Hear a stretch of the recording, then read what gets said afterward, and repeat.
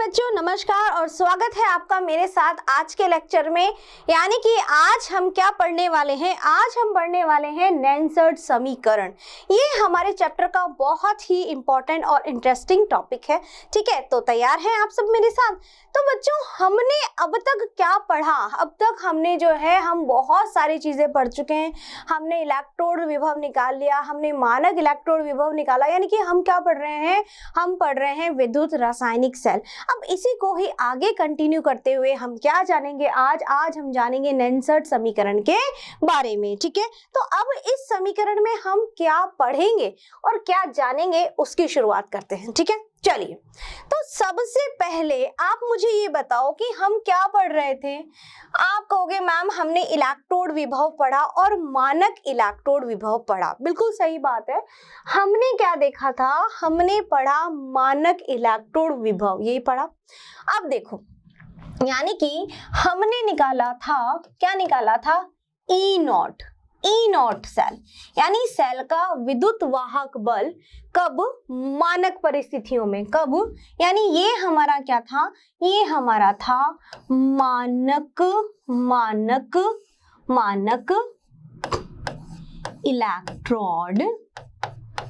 मानक इलेक्ट्रोड विभव, यही हमने निकाला है ना, जिसे क्या कहा जाता है? क्या कहा जाता है बच्चों? विद्युत वाहक बल। ठीक है, यानी सेल का मानक परिस्थितियों में हमने क्या निकाला? इलेक्ट्रोड विभव।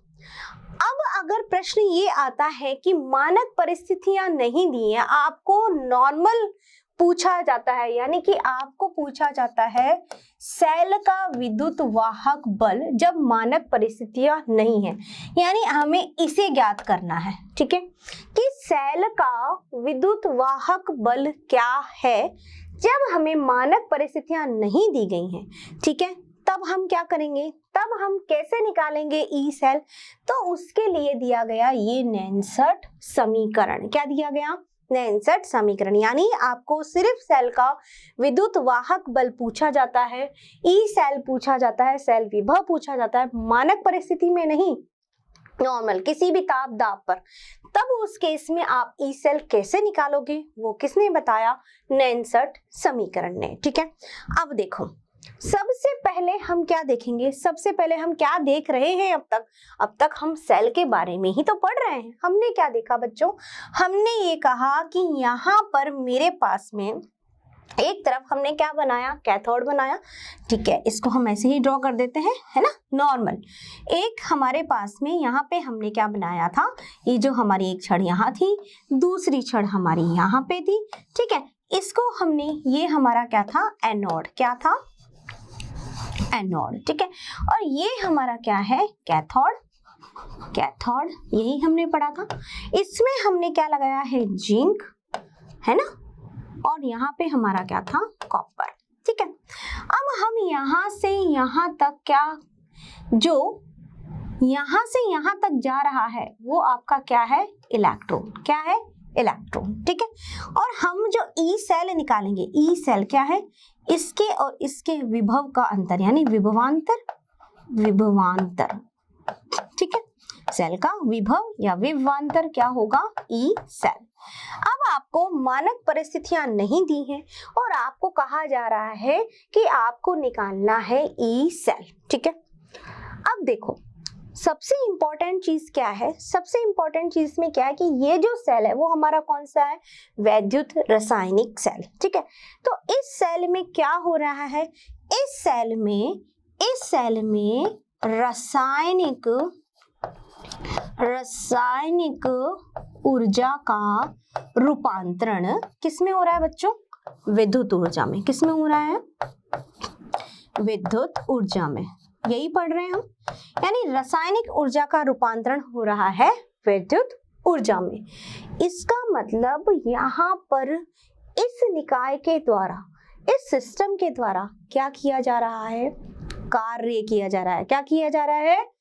कार्य। ठीक है, तो यहाँ से हम कहते हैं कि जो ऊर्जा है वही हमारा कार्य होता है ना, मतलब जब यहाँ पर रासायनिक ऊर्जा से विद्युत ऊर्जा उत्पन्न हो रही है, दैट मीन्स इस निकाय के द्वारा, इस सिस्टम के द्वारा क्या किया जा रहा है, कार्य किया जा रहा है। ठीक है, तो उसको हम कैसे दिखाएंगे, W से। कैसे दिखाएंगे, W, यानी कि क्या किया जा रहा है, कार्य। कार्य, या आप इसको ऐसे समझिए, देखिए एक एक चीज समझाती हूँ आपको, या फिर आप इसको ऐसे समझो। ये रहा कार्य, हिंदी में लिख देती हूँ पहले आपको, फिर इसके लिखूंगी कार्य बराबर। अब कार्य बराबर क्या होता है, कार्य बराबर होता है आवेश, आवेश गुणा विभवांतर या विभव, यही हुआ। ठीक है, तो कार्य बराबर क्या हुआ, आवेश गुणा विभव। अब इस निकाय के द्वारा किए गए कार्य को हमें ज्ञात करना है। ठीक है, तो कार्य यहाँ पर क्या लिखेंगे, W। W बराबर आवेश को किससे प्रदर्शित करते हैं, Q से, गुणा विभव। विभव हमारे पास क्या है, ये विभवांतर, यानी इन दोनों विभव के मध्यांतर E सेल है ना, तो विभव क्या है हमारा, E सेल। अब मुझे क्या निकालना है, मुझे निकालना है आवेश, क्योंकि Q मुझे पता नहीं है। अब यहाँ पर आवेश निकालने के लिए, यानी कि जब हम Q की बात करते हैं, आवेश की बात करते हैं, तो हमें पता है कि जिंक से कॉपर की तरफ, जिंक से कॉपर की तरफ क्या जा रहे हैं, इलेक्ट्रॉन। क्या जा रहे हैं, इलेक्ट्रॉन। अब तो यहाँ पर मैं आवेश किसका लूंगी, सीधी सी बात है, इलेक्ट्रॉन का ही आवेश लूंगी। ठीक है, किसका लूंगी, इलेक्ट्रॉन का, क्योंकि कार्य कौन कर रहा है, इलेक्ट्रॉन के द्वारा किया जा रहा है। अब यहाँ पर एक इलेक्ट्रॉन का आवेश कितना होता है बच्चों, आपको याद है, ये सब पढ़ते आ रहे हो, 1.6 इंटू 10⁻⁻19 कूलम्ब। ठीक है, अब देखो, अब बात किसकी करते हैं, ये बात हो गई इसकी, हमारे एक इलेक्ट्रॉन के आवेश की। तो जब एक इलेक्ट्रॉन का आवेश ये है, तो यहाँ पर हमारे पास n इलेक्ट्रॉन है। तो अगर बात की जाए एक मोल की, एक मोल इलेक्ट्रॉन का आवेश, एक मोल इलेक्ट्रॉन का आवेश कितना होगा। ठीक है, तो सबसे पहले हमें ये पता होना चाहिए कि एक मोल में कितने इलेक्ट्रॉन होंगे, एक मोल में कितने इलेक्ट्रॉन होंगे, क्योंकि जहां मोल की बात आती है हमारे दिमाग में क्या आ जाता है, मोल कंसेप्ट। ठीक है, और मोल कंसेप्ट के अनुसार एक मोल का मतलब क्या है, हमारा 6.02 इंटू 10⁻23 इलेक्ट्रॉन, यानी कि एक मोल में इतने इलेक्ट्रॉन है। ठीक है, एक मोल में इतने इलेक्ट्रॉन उपस्थित हैं। तो जब एक इलेक्ट्रॉन का आवेश इतना है, तो इतने इलेक्ट्रॉनों का आवेश कितना होगा। भाई हम कहते हैं एक की चीज हमें दी हुई है और 10 की या 11 की, जो भी पूछता है, भाई कहता है कोई आपसे कि मान लीजिए आप जो है मार्केट में कोई भी सब्जी खरीदने जाते हैं, है ना, या मान लीजिए कोई फ्रूट, केला खरीदने जाते हैं, तो कहा कि एक केला आपको जो है वो 5 रुपए मिलेगा और आपको लेने हैं पूरे 10 केले। तो आप क्या करोगे, एक केले का जो भाव होगा उसको मल्टीप्लाई कर दोगे ना। बहुत सिंपल सी बात है, छोटे बच्चे भी जानते हैं, हम सब पढ़ते आए इस चीज को। तो यहाँ पर भी एक इलेक्ट्रॉन का जब हमें आवेश दिया हुआ है और हमें पता है कि एक मोल में इतने इलेक्ट्रॉन, तो इन इलेक्ट्रॉनों का आवेश क्या होगा, क्या होगा बच्चों, तो एक मोल का आवेश कितना हुआ, एक मोल का आवेश हुआ मेरा, यहाँ पर इन दोनों को मल्टीप्लाई कर दिया जाएगा, वही होगा 1.6 इंटू 10⁻⁻19 इंटू 6.02 इंटू 10⁻23। ठीक है, क्या आ जाएगा यहाँ पर, ये जो वैल्यू आएगी बच्चों, ये आएगी 96500, जो कि किसके बराबर है, एक फैराडे के बराबर। किसके बराबर है, एक फैराडे के बराबर। यहाँ पे जो मान आएगा वो आएगा 96500। तो यह मान है हमारा एक फैराडे के बराबर। ठीक है, तो यहाँ पर कितने मोल है, n मोल, क्योंकि n इलेक्ट्रॉन जा रहे, तो n मोल इलेक्ट्रॉनों का का आवेश कितना हुआ, NF, कितना हुआ, NF, ठीक है। अब इस NF को यहाँ पे रख दिया जाएगा तो W बराबर क्या हो जाएगा, W बराबर हो गया है हमारा यहाँ पर Q का मान रख दिया, यानी कि क्या है NF, तो क्या हो जाएगा NFE सेल, यही हो गया। तो W बराबर हमारे पास में NFE सेल यानी ये कार्य निकल करके आ गया, ठीक है। अब देखो, अब और इंटरेस्टिंग बात है इसमें, क्या यहाँ तक आपको समझ में आ गई सारी बातें जो भी मैंने आपको बताई? यानी कि हमने क्या किया, एक बार मैं आपको समझा देती हूँ कि हमने कैथोड और एनोड लिए थे, कैथोड है एनोड है, तो एनोड से कैथोड की तरफ क्या जा रहे हैं, इलेक्ट्रॉन, क्या जा रहे हैं, इलेक्ट्रॉन। इसका मतलब यहाँ पर जो है वो रासायनिक ऊर्जा से विद्युत ऊर्जा में रूपांतरण हो रहा है। तो इस निकाय के द्वारा, इस सिस्टम के द्वारा क्या किया जा रहा है, कार्य, क्या किया जा रहा है, कार्य, हम उसी को ज्ञात कर रहे हैं। तो कार्य बराबर हमें पता है आवेश गुना विभवांतर होता है, ठीक है। अब आवेश हमें किसका निकालना है, क्योंकि इलेक्ट्रॉन जा रहा है तो सीधी सी बात है आवेश किसका होगा, इलेक्ट्रॉन का। एक इलेक्ट्रॉन का आवेश हमें पता है, तो n इलेक्ट्रॉन जा रहे हैं, n मोल जा रहे इलेक्ट्रॉन, तो उनका आवेश हमने यहाँ पे निकाल लिया, वैल्यू यहाँ रख दी, तो हमें क्या निकल गया, यहाँ पर हमारे पास आ गया है कार्य, क्या आ गया, कार्य, ठीक है। अब देखो हमने क्या निकाल लिया, हमने निकाल लिया कार्य, क्या निकाला है, कार्य, ठीक है। यानी कि कार्य जो हमने निकाला है, कार्य जो हमने निकाला है वो क्या निकाला है, हमने निकाला है यहाँ पर क्या, W बराबर NFE सेल, ठीक है, ये निकाल। अब इम्पोर्टेंट बात क्या है बच्चों, इस कार्य को जो हमने पढ़ रहे हैं, इसे किसने समझाया, गिब्स ने, क्या किसने समझाया, गिब्स ने, इसलिए इसको बोलते हैं गिब्स ऊर्जा, क्या बोलते हैं, गिब्स ऊर्जा, ठीक है। अब गिब्स ने बताया है तो इसी के नाम से इसको कैसे प्रदर्शित किया जाएगा, अब इसको प्रदर्शित किया जाएगा ऐसे, डेल्टा G बराबर, अब क्या लिखा जाएगा यहाँ पर, NFE सेल, वही बात हो गई। क्या ये सही है, क्या सोचो, ये आप पहले से ही 11th क्लास में पढ़ चुके हो, गिब्स के बारे में पढ़ चुके हो। गिब्स ने क्या बताया था, गिब्स ने ये बताया था अगर कोई प्रक्रम स्वतः होता है, कोई भी प्रक्रम, कोई अभिक्रिया स्वतः होती है तो उसके लिए डेल्टा G का मान क्या होगा, नेगेटिव, है ना। और अगर कोई प्रक्रम स्वतः नहीं होता तो उसके लिए डेल्टा G का मान होगा पॉजिटिव, ये बात हमने पढ़ी हुई है। अब आप बताओ यहाँ पर कि हमने ये जो अभिक्रिया पढ़ी, किसकी अभिक्रिया, रासायनिक ऊर्जा से विद्युत ऊर्जा में जो रूपांतरण हमने पढ़ा है, क्या ये स्वतः प्रक्रिया है, बिल्कुल है, क्योंकि हमने स्टार्टिंग में ही मैंने ये आपको बात बता दी थी जब हमने चैप्टर की शुरुआत की थी।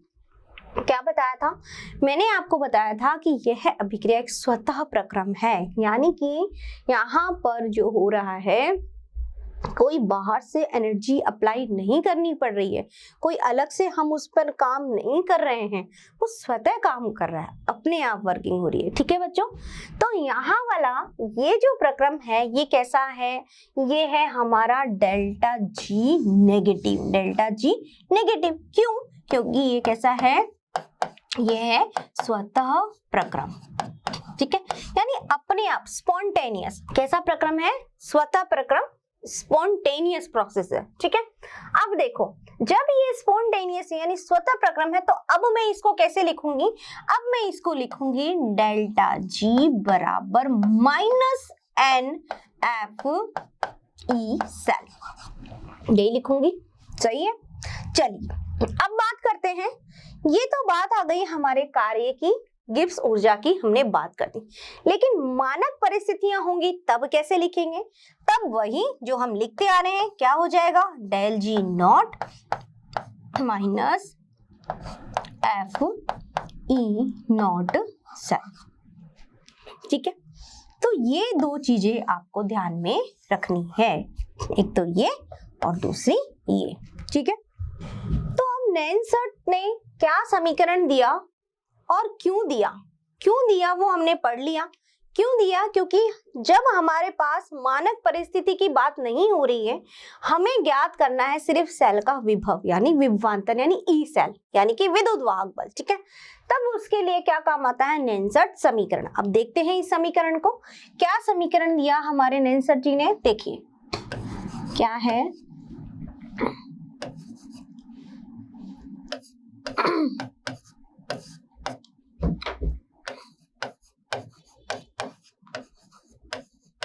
नेंसर्ट समीकरण की बात करते हैं, ठीक है। चलिए क्या दिया इन्होंने? कहा ई सेल, यही निकालना है, तो ऑफ कोर्स इसी का फॉर्मूला होगा ई सेल बराबर ई नॉट सेल माइनस, अब देखना क्या होगा, 2.303 R T upon n F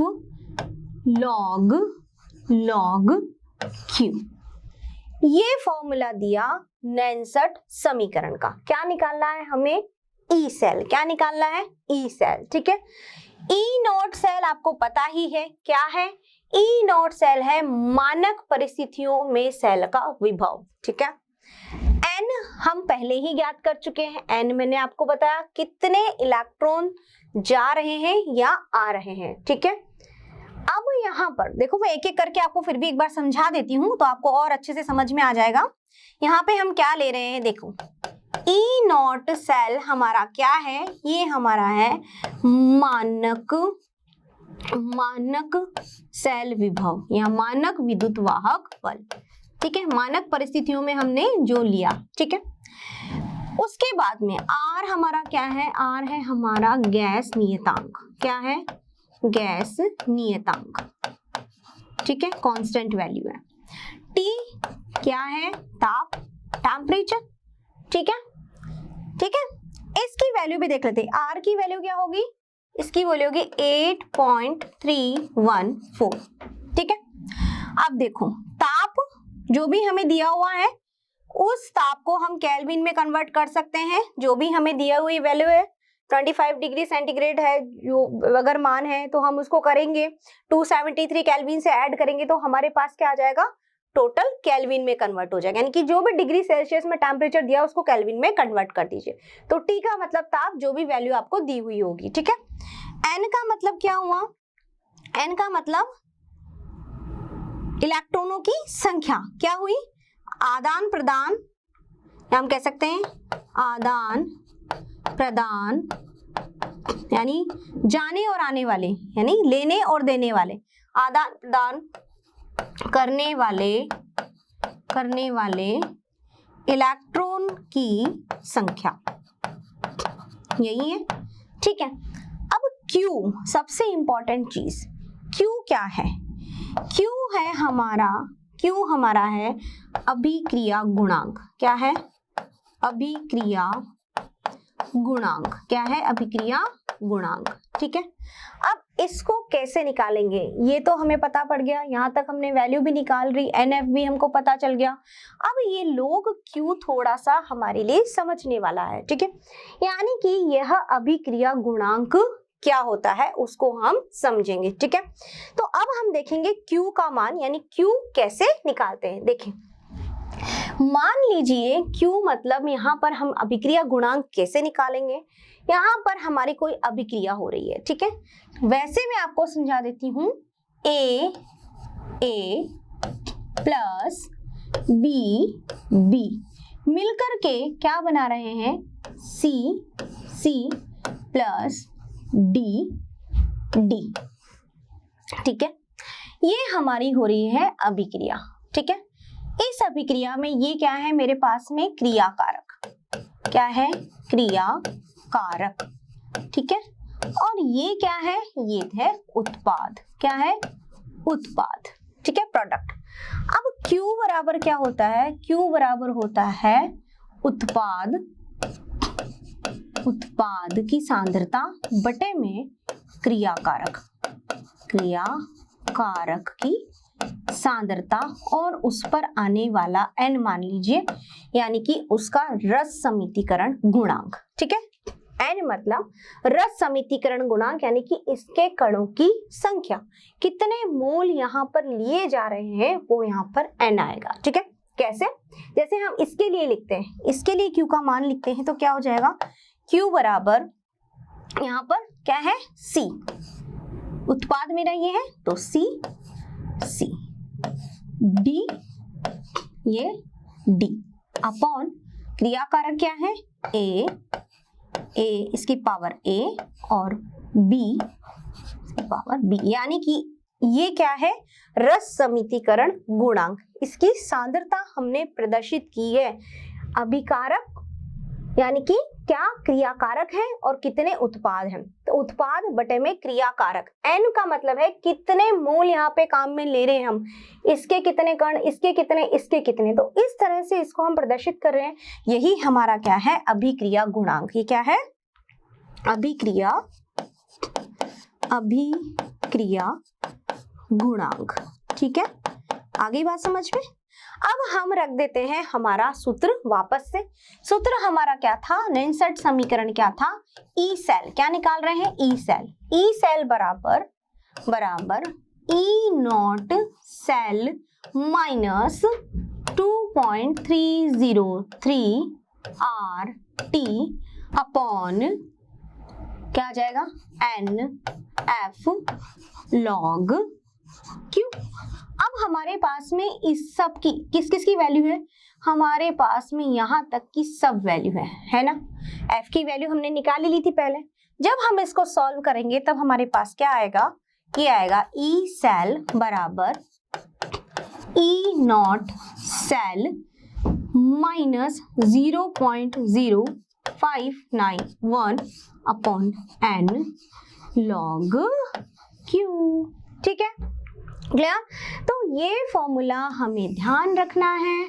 ठीक है बच्चों, ये हमारा नेनसेट समीकरण है, ये भी रख सकते हैं, ये भी रख सकते हैं। ठीक है, अब देखो, अब यहाँ पर हमें प्रश्न कैसे हल करना है वो एक इंपॉर्टेंट चीज है। ठीक है, हम क्या पढ़ रहे थे, हम अब तक पढ़ रहे थे हमारा जिंक और कॉपर, ये पढ़ रहे थे। हमारा जो सेल है गैल्वेनी सेल, उसी में हम कैथोड और एनोड में चल रहे थे। ठीक है, अब देखो यहाँ पर हमें पता है कि हमारा जो रिएक्शन थी वो क्या थी, हम पढ़ रहे थे हमारा जिंक, यही हमने रिएक्शन करी थी कि जिंक हमारा किस में कन्वर्ट हो रहा था, Zn+2 में। ठीक है, रिएक्शन किसकी, Cu+2। क्या बन रहा था हमारे पास बन रहा था Zn+2 एंड देन Cu। यही पढ़ रहे थे हम कि हमारा जिंक दो इलेक्ट्रॉन देकर के क्या बना रहा था, Zn+2। रिएक्शन नो, इसके लिए भी। अब देखो यहाँ पर हम अलग अलग कंडीशंस पढ़ेंगे। ठीक है, Cu+2 किस में कन्वर्ट हो रहा था, यानी यहाँ पर इसका क्या हो रहा था, अपचयन, इसका क्या हो रहा था, ऑक्सीकरण। अब इसके लिए हमने ई नॉट सेल निकाला था, क्या था, E naught cathode minus E naught anode निकाला था हमने। क्या निकला था हमारा ये ई नॉट सेल, इसका निकला था 1.10 वोल्ट, यही था। ठीक है, अब हमारे पास अगर हम इनके मान रख दें, इसमें रख दें, मान रख देते हैं। मान रखेंगे जब हम इसके क्या लिखेंगे, ई सेल बराबर ई नॉट सेल रख दिया 1.10। ठीक है, माइनस जो भी था 0.0591 अपॉन एन, यानी एन का मान क्या था, इसके लिए कितने इलेक्ट्रॉन आ रहे जाने यहाँ पे, 2 लॉग। अब Q का मान इसके लिए कैसे लिखा जाएगा, Q का मान वही प्रोडक्ट अपॉन रिएक्टेंट। तो प्रोडक्ट में क्या बन रहा है हमारे पास, प्रोडक्ट में तो मेरे पास बन रहा है यहाँ पे Zn+2 और Cu, तो मैं किसको लिखूंगी, देखो अब ये बहुत ही समझने वाली बात है। क्या समझने वाली बात है बच्चों, यहाँ पर जब हम बात करते हैं सांद्रता के पदों की, यानी जब हम इसको इस तरह से Q को जब हम लिखते हैं तो यहाँ पे लिखा जाता है, यानी कि जो सांद्रता होती है वो सिर्फ और सिर्फ किसकी होती है, वो होती है जलीय विलयनों की। ठीक है, अगर हम बात करते हैं जिंक, तो जिंक तो हमारा किस में है, सॉलिड में। कॉपर भी यहाँ पे किस में है, सॉलिड में। और यही हमारे पास एक्वस यानी जलीय विलयन में हमारे पास कौन है, जो कि आयंस है, जो कि आयंस है। तो यहाँ पे जब सांद्रता के पद के रूप में लिखा जाएगा तो किसको लिखा जाएगा, इनको लिखा जाएगा, ठीक है। यानी कि हम इसकी जब निकाल रहे हैं सांद्रता किसकी होगी, सांद्रता हम मानेंगे सिर्फ और सिर्फ एक्वस यानी जलीय विलयन की, ना कि यहाँ पर जो ठोस हमारे पास उपस्थित है जिंक और कॉपर उसकी नहीं मानी जाएगी, ठीक है, ठीक है। तो इसके लिए वैल्यू हम मानते हैं ठोस के लिए 1m। तो यहाँ पे मेरे पास में हम किसकी वैल्यू रखेंगे, हम वैल्यू रखेंगे Zn+2, यानी कि मेरे पास में उत्पाद क्या बन रहा है Zn+2, तो Zn+2 अपॉन Cu+2, ठीक है, यही होगा। अब हमारे पास जो भी सांद्रता दी हुई है, जो भी वैल्यू दी हुई होगी वो सब क्वेश्चन में आपको मिलेगी। तो अब आप ई सेल आराम से निकाल सकते हैं। आ गई मेरी बात समझ में। तो ये बात थी हमारी सारी किसकी, नैनसर्ट समीकरण की। तो नैनसर्ट समीकरण क्या था, नैनसर्ट समीकरण था ई सेल बराबर E not cell minus 2.003 RT/NF log Q, ठीक है। अब हमने क्या किया, हमने यहाँ पर सबके मान रखे, सबके मान हमने रखे तो हमारे पास ये वैल्यू आ गई। अब यहाँ पर हम किसी का भी ई सेल जो है वो निकाल सकते हैं। भाई यही तो कह रहा है इनसे, आपसे प्रश्न ये पूछता है कि सिर्फ ई सेल बताओ, ई नोट सेल नहीं, क्या बताओ, ई सेल। तब उस केस में आप क्या करोगे, उस केस में आप यही इसी तरह से वैल्यू रखेंगे और ई सेल निकालेंगे, ठीक है बच्चों। तो ये सारी बातें हुई हमारी नैनसर्ट समीकरण की, ठीक है। अब कुछ हमारी इंपॉर्टेंट बातें रह गई है, क्या रह गई है, देखो इंपॉर्टेंट बात जो है हमारी वो क्या रह गई है बच्चों, वो ये है कि हमने देखा था कि यहाँ पर जो प्रोसेस है अगर स्वतः प्रक्रम है, प्रक्रम कैसा है, स्वतः, ठीक है, अपने आप हो रहा है, ठीक है, स्पॉन्टेनियस प्रोसेस है, तो इसका मतलब कार्य हो रहा है, कार्य हो रहा है। तो उस केस में यानी कि पहला हम देखते हैं स्वतः प्रक्रम, ठीक है, स्वतः प्रक्रम है, ठीक है। अब इस स्वतः प्रक्रम के लिए डेल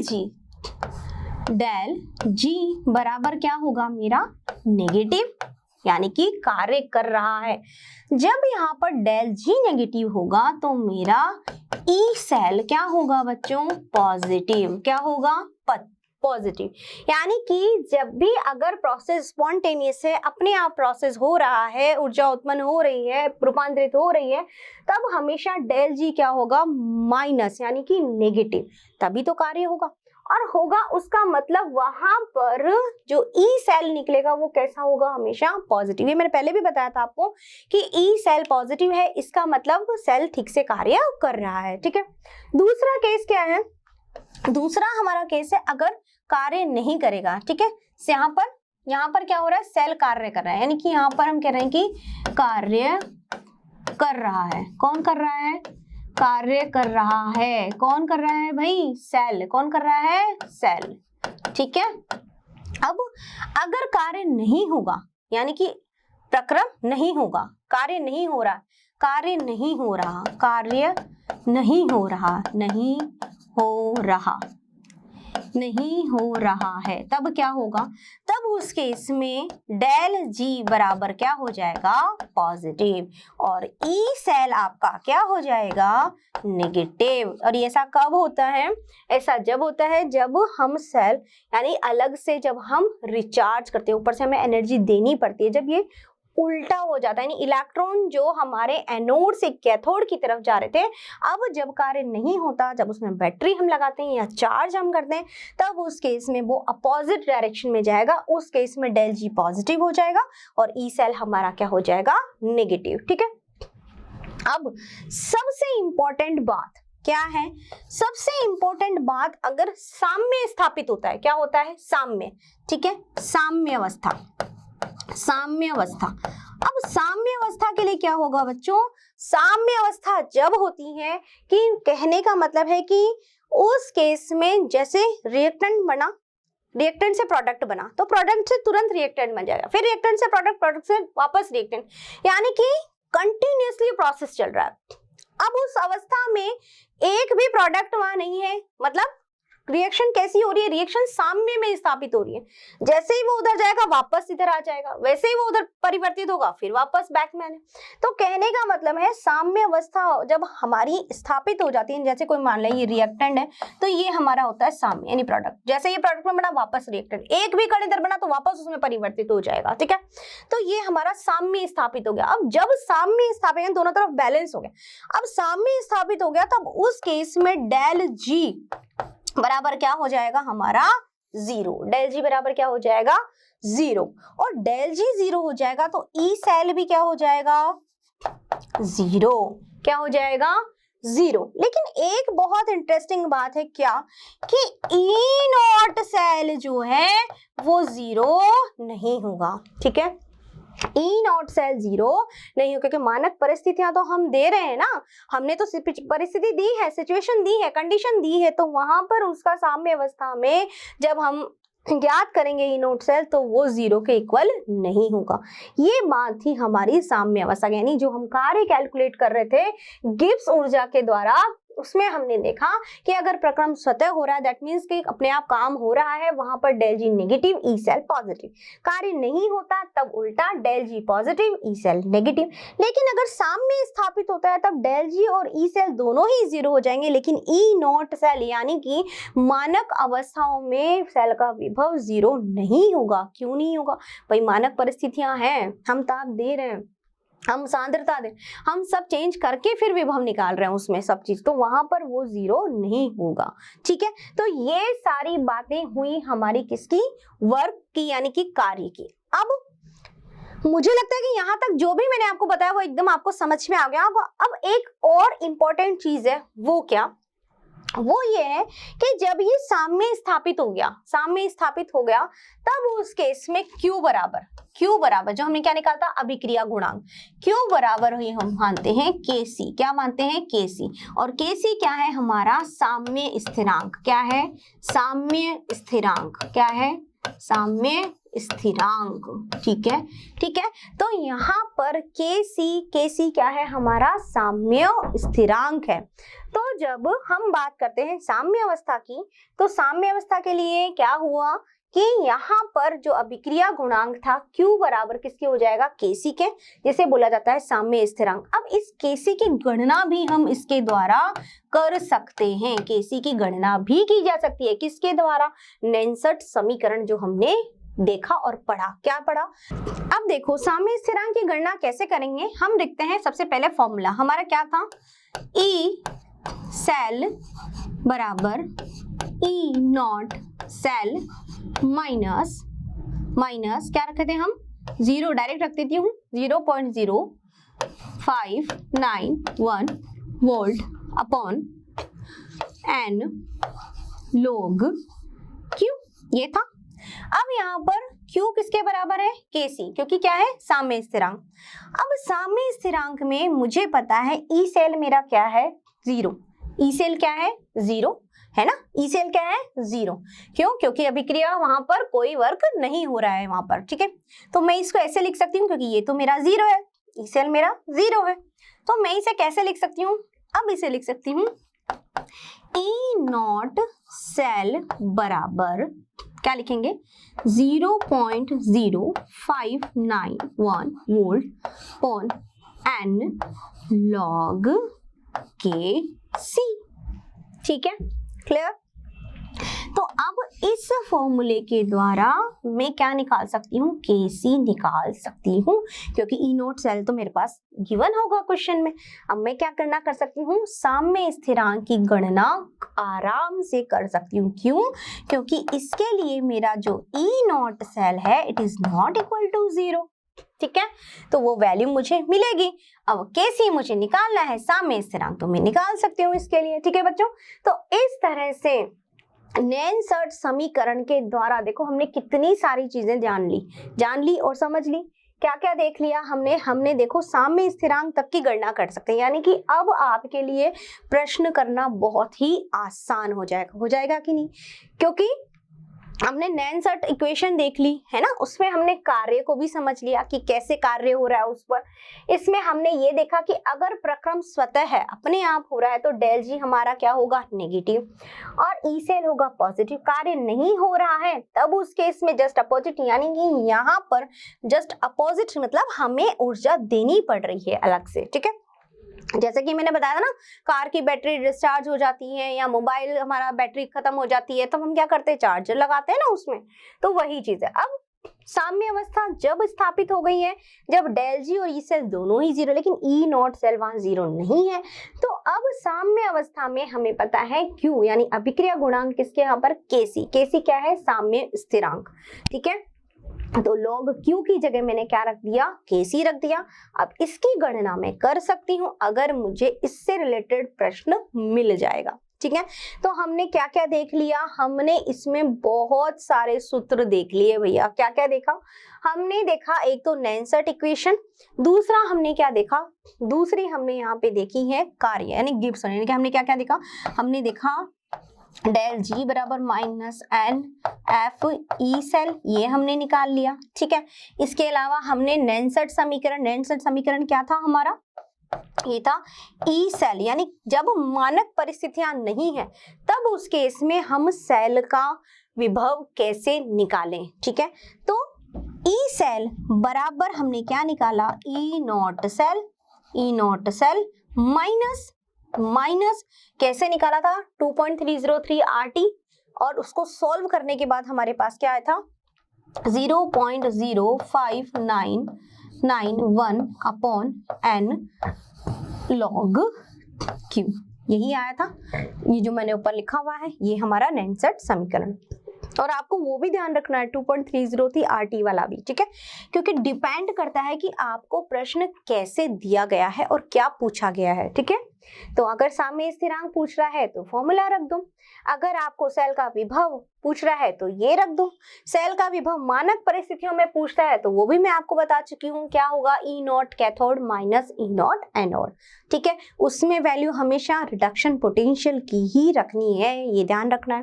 तो बच्चों ये सारी बातें हुई हमारी आज की नैनसर्ट समीकरण की, ठीक है। तो बच्चों नैनसर्ट समीकरण जो हमने समझा और जाना, उससे संबंधित हम एक प्रश्न और कर लेते हैं, जिससे कि आपको ये सारी बातें समझ में आ जाएगी जो भी हमने नैनसर्ट समीकरण के बारे में पढ़ा, ठीक है। तो प्रश्न क्या है हमारा, प्रश्न है निम्नलिखित सेल की अभिक्रिया लिखकर नैनसर्ट समीकरण द्वारा ई सेल व्यक्त कीजिए। हमें यहाँ पर क्या दी हुई है, अभिक्रिया को हमें लिखना है, ये सेल पूरा व्यक्त किया है हमें। अब इसे क्या लिखना है, इसे हमें यहाँ पर इसकी सेल की अभिक्रिया लिखनी है, पहली बात। दूसरी बात, नैनसर्ट समीकरण द्वारा कैसे हम इसका ई सेल व्यक्त करेंगे वो हमें बताना है। दो बातें, दो चीजें पूछ रहा है। पहला तो है इसकी सेल की अभिक्रिया। तो सेल की अभिक्रिया के लिए हम क्या देखेंगे कि देखो यहाँ पे क्या हो रहा है, Na सॉलिड में किस में कन्वर्ट हो रहा है हमारा, ये कन्वर्ट हो रहा है Na+2 में, ठीक है। इसका मतलब यहाँ पे ऑक्सीडेशन स्टेट कितना है, 0, यहाँ पर कितना हो गया, +2। इसका मतलब क्या हो रहा है, इसका ऑक्सीकरण, क्या हो रहा है, ऑक्सीकरण। और ऑक्सीकरण कहाँ होता है, ऑक्सीकरण होता है एनोड पर, है ना। ऑक्सीडेशन कहाँ होता है, एनोड पर। एनोड पर क्या हो रहा है, ऑक्सीकरण, Na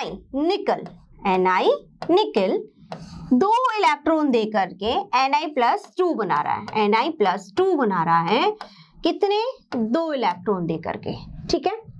दूसरा केस देखते हैं, यहाँ पे Ag+ क्या कर रहा है, Ag+, यहाँ पे ऑक्सीडेशन स्टेट कितनी है, +1, इधर कितनी हो गई, 0।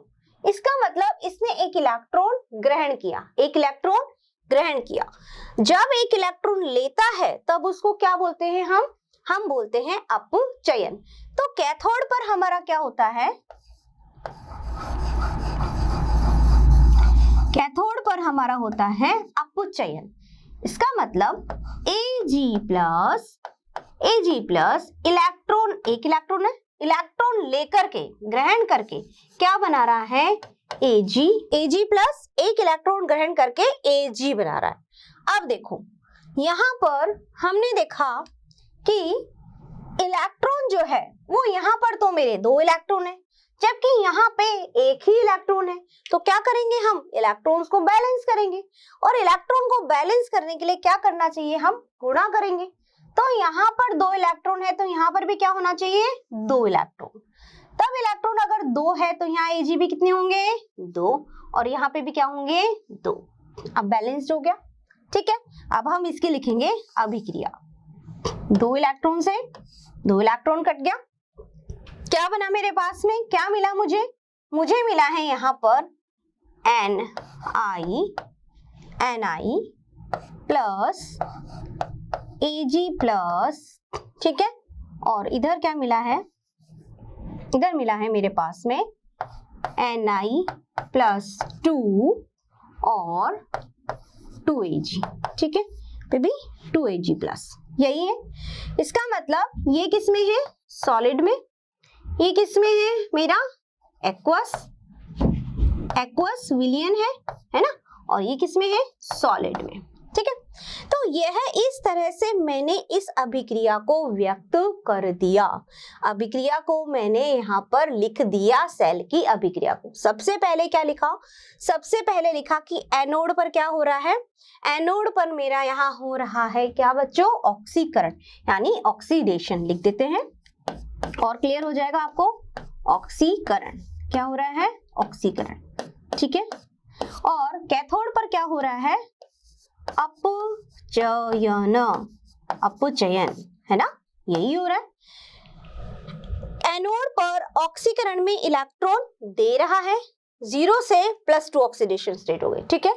यहाँ पर कैथोड में अपचयन हो रहा है, इलेक्ट्रॉन ग्रहण कर रहा है, इलेक्ट्रॉन ले रहा है, तो 2Ag।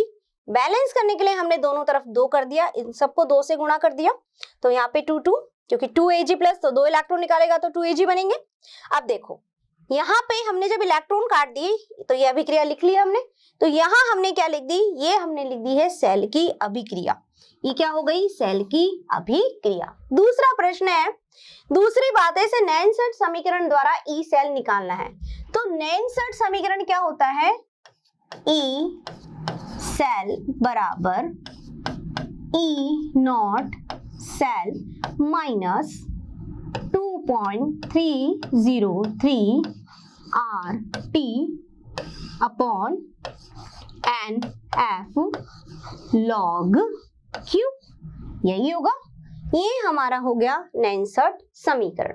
अब मुझे इसको व्यक्त करना है इसमें, तो कैसे व्यक्त होगा, देखो यहाँ पर मेरे पास में ई सेल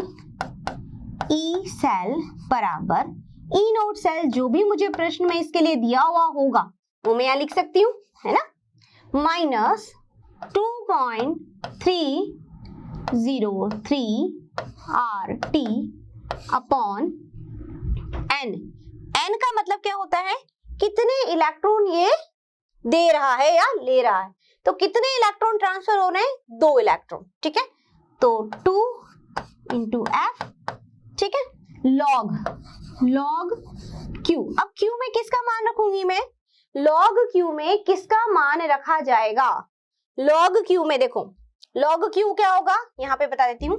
Q बराबर होगा प्रोडक्ट की सांद्रता बटे में रिएक्टेंट की सांद्रता, है ना, और इस पर इसका रस समीकरण गुणांक, यही होगा। तो Q यहाँ पर मेरे पास उत्पाद प्रोडक्ट में जब हम Q का मान रखेंगे तो किसके लिए लिख रखा जाएगा, विलियन के लिए, एक्वस के लिए, ना कि सॉलिड के लिए। सॉलिड के लिए इसका मान नहीं रखेंगे, किसके लिए लिखेंगे, हमेशा एक्वस। तो Ni निकल क्या है, यहाँ पे प्रोडक्ट क्या है मेरा, Ni +2, ठीक है। कोई भी इस पर यहाँ पर कुछ भी नंबर ऑफ मोल्स इसके नहीं दिए हुए हैं, कितने नंबर ऑफ इसके अणु उपस्थित है निकल के नहीं है मेरे पास, तो इसके ऊपर कोई भी रस समीकरण गुणांक नहीं आएगा। दूसरा है यहाँ पर मेरा क्या लिखूंगी, रिएक्टेंट में Ag प्लस, क्या लिखूंगी, Ag, क्या लिखा जाएगा, Ag, और Ag के पास में कितने मोल है, 2, तो इसका घात कितनी हो जाएगी यहाँ पर, 2, और इसकी कितनी हो जाएगी, 1। तो ये मान मैं यहाँ रख दूंगी, तो इस मान को यहाँ log Q में रखने पर ये प्रोडक्ट अपॉन रिएक्टेंट। ठीक है, अब यहाँ पे इसको रख दीजिए तो क्या हो जाएगा, ये हो जाएगा मेरा ई सेल बराबर E not cell minus 2.303 RT upon 2 into F, क्या हुआ लॉग ये मान रख दूंगी, क्या आया मेरे पास NI निकल 1 अपॉन Ag2। ठीक है, तो इस तरह से मैं इसको नैनसेट समीकरण द्वारा व्यक्त कर सकती हूँ। समझ में आ गई। अब प्रश्न में आपको ई नॉट सेल का मान दिया हुआ होगा तो आप कैलकुलेट कर सकते हैं इजीली। ठीक है, तो इस तरह से हम रासायनिक अभिक्रिया, मतलब हमें दी हुई है सेल की अभिक्रिया, इसको हमने लिख लिया। कैसे हम इसको व्यक्त करेंगे, नैनसेट समीकरण में हम इसको कैसे रखेंगे वो भी मैंने आपको बता दिया। ठीक है बच्चों, तो बच्चों ये सारी बातें थी हमारी किसके बारे में, नैनसेट समीकरण के बारे में। अब आप इसकी सहायता से आराम से प्रश्न हल कर सकते हैं। प्रश्न में आपको काफी चीजें दी हुई होंगी। नैनसेट समीकरण कब इस्तेमाल होता है, जब हमें क्या निकालना है, ई सेल, यानी मानक परिस्थितियां नहीं है हमारे पास में, सिर्फ हमें ई सेल यानी कि विद्युत वाहक बल निकालना है, तब उस केस में हम नैनसेट समीकरण काम में लेते हैं। मानक परिस्थितियों का मान हमें रखा हुआ है तो हम दिया हुआ है तो हम रख सकते हैं उस मान को। ठीक है, तो इस तरह से हम नैनसेट समीकरण के द्वारा प्रश्नों को हल कर सकते हैं और विद्युत वाहक बल किसी भी परिस्थिति में निकाल सकते हैं। ठीक है बच्चों, तो मैं समझती हूँ कि आपको बहुत अच्छे से समझ में आया होगा जो भी मैंने आपको समझाया और बताया। तो पढ़ते रहिए और समझते रहिए मेरे साथ, और फिर भी आपको लगता है कि आपको कुछ समझने या कुछ भी दिक्कत है तो आप मोशन लर्निंग ऐप डाउनलोड कीजिए, वहां से आपको सारा मटेरियल मिल जाएगा और आप इजीली सब चीजों को समझ पाएंगे। ठीक है बच्चों, तो आज के लिए इतना ही, धन्यवाद। आशा करता हूं हमारे टॉप एजुकेटर का यह लेक्चर आपको पसंद आया होगा। अगर पसंद आया है तो वीडियो को लाइक करिए, चैनल को सब्सक्राइब करिए और शेयर भी करिए, क्योंकि ज्ञान बांटने से बढ़ता है और सही बताऊं तो पुण्य भी मिलता है। मुझे सुनने के लिए बहुत बहुत धन्यवाद। Thank you.